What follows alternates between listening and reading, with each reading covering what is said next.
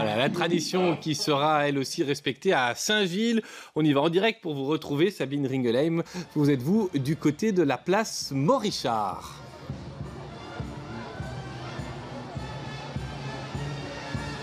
Oui, Michel, et je peux vous dire que, vous l'entendez sans doute et vous le voyez derrière moi, je peux vous dire qu'il y a de l'ambiance à Saint-Gilles, place Morichard, il y a des projections lumineuses, il y a des fanfares, vous l'entendez sans doute, et puis surtout il y a une foule de petites sorcières et de petits zombies qui sont évidemment de sortie. On est là avec Michel Dirken, qui est le directeur du musée d'art fantastique, qui est l'un des organisateurs de cette animation ce soir. Alors ce qu'il faut dire, Michel Dirken, bonsoir, c'est que c'est la reprise aussi après 2 ans d'arrêt.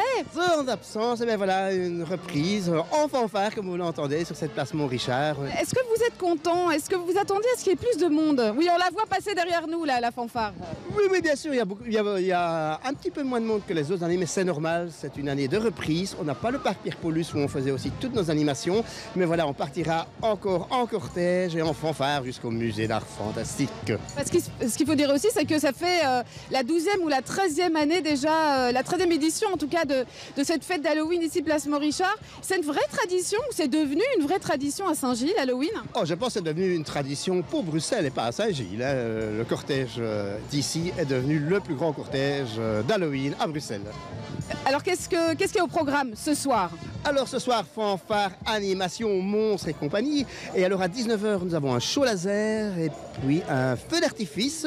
Et puis nous partirons à 19h30 en cortège vers le musée d'art fantastique où Halloween Man jettera les sortilèges cette année. Bonbons empoisonnés, bonbons au poivre, pâtes de lapin et sortilèges. Donc c'est là qu'on va vraiment trembler. Ce qu'il faut peut-être dire aussi pour terminer, Michel Dirken, c'est que c'est pas le seul soir où il y a des animations autour d'Halloween.